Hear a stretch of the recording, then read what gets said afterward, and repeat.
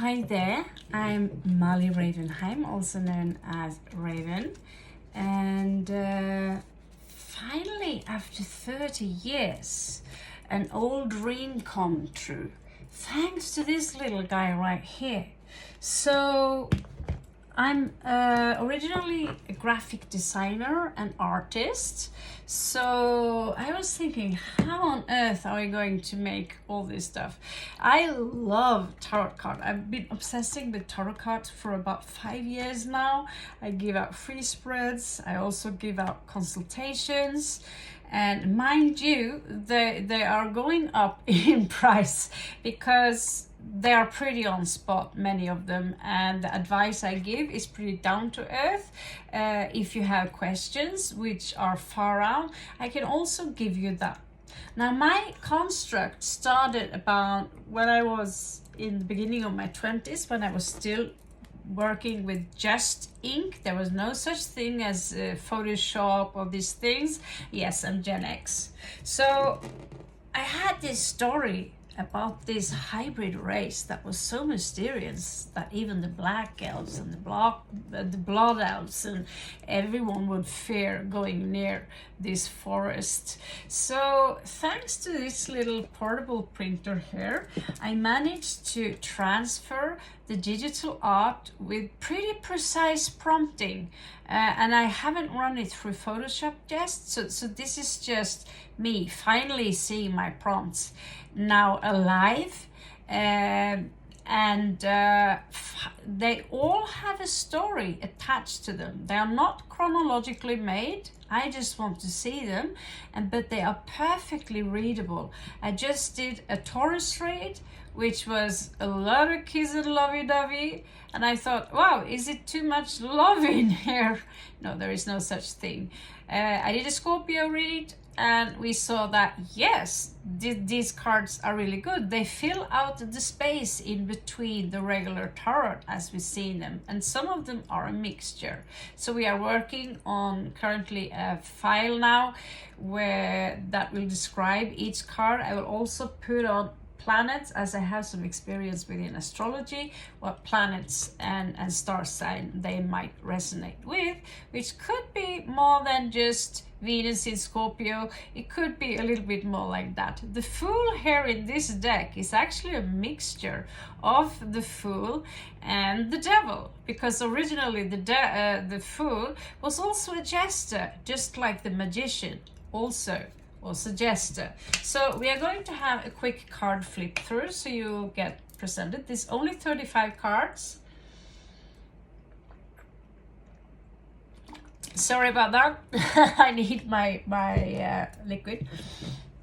So we should have 40 by now, but what I realized during the process that you can actually click one filter, and the card will become more brighter. So many of the cards are a little bit dark, and so I chose a way to remove the dark cards, and so we only have 45 cards. The good news is that we have still 2 more of these packages, and there are more where they come from.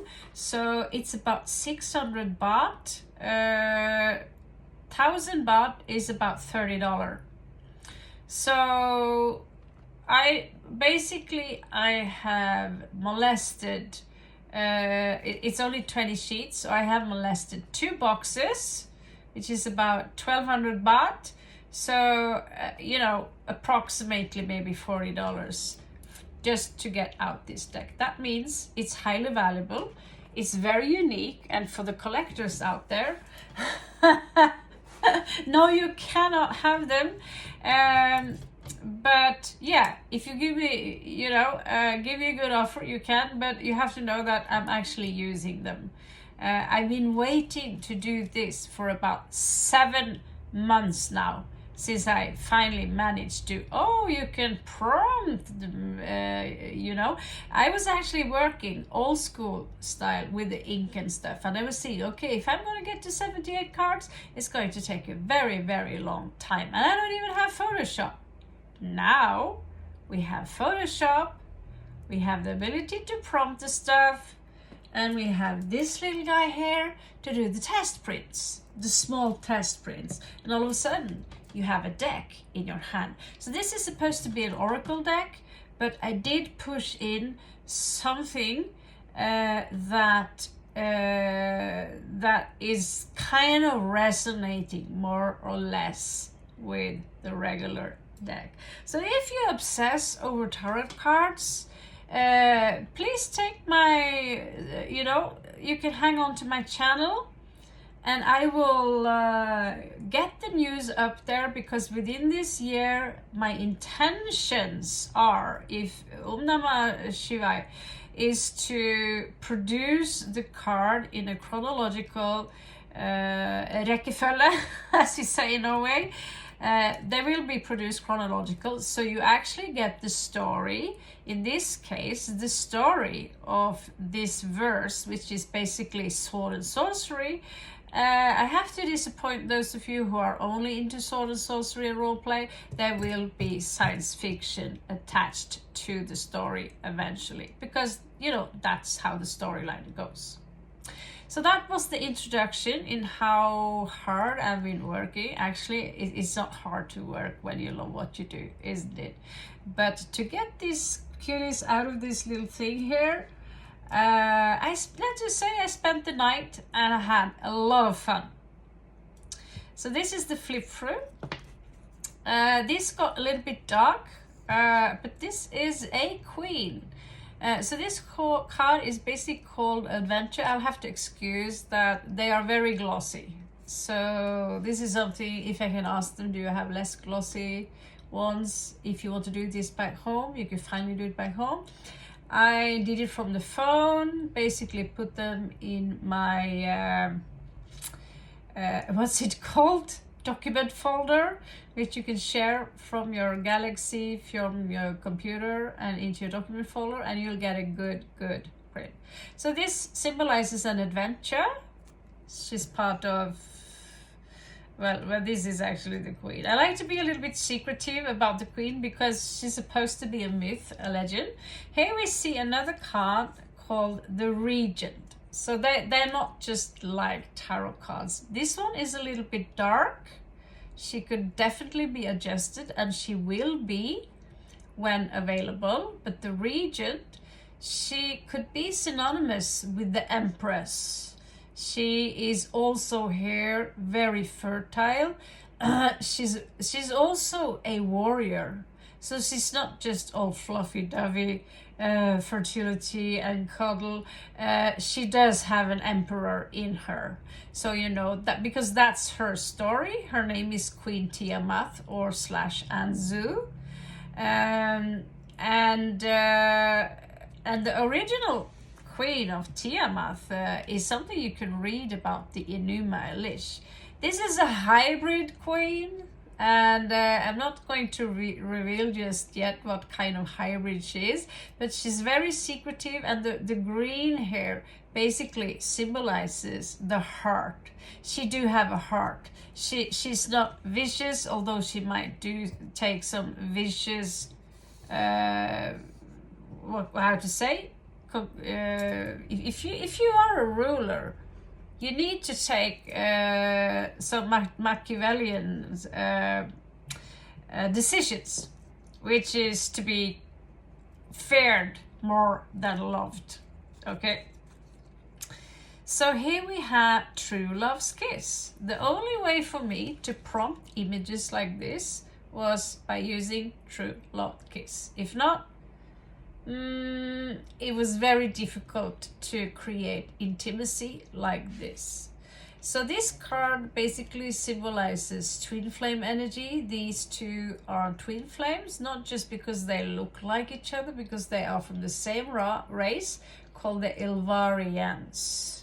So it's just another form of elf. I do it my own way. They come from the Silver City. His secret name is Silver Moon, and she's the White Rose. showing her purity.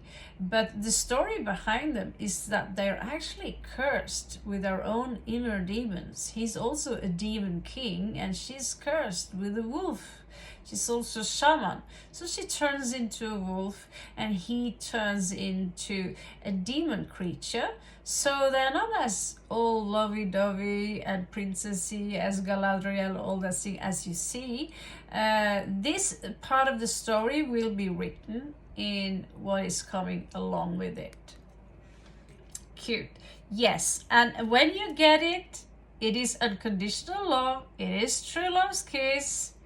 But you need to understand that just because the person you have with you, you are so much in love and all that stuff, there is always some baggage coming with it. So this came out a little bit dark, so I'm going to show it to you later. I managed to find out how to create it a little bit more light, so we'll get back there. So the last cards, I finally got them as light as possible. So this is who is being seduced here. This is the card of seduction.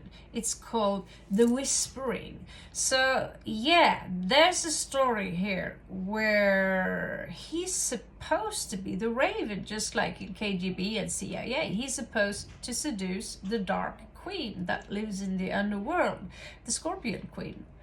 And I have to admit, I'm inspired by Salvatore's Spider Queen. But you know, we live in a world where we share basically the same fantasies, and I'm a huge fan of Drizzt Do'Urden. That kind of looks, you know, he's got black skin and he's got white hair and his eyes are purple. This guy is just a regular. It's the same guy that you see here. And this is his past, where his task was to be the Raven, the one that seduces. And she's a seductress herself. So the question is the dynamic between two people here. Who is the one who is really in charge here? Are they both so lustful and full of desire they can't help themselves but just fall in love? Or is there someone who's in charge here? That depending on the cards which pop aside of them. But the story is what it is. So the story the original story doesn't have to have anything to do with the card that you get. So I separate the story from the card. But when needed, if you pull this alone, I can tell you what this story is about.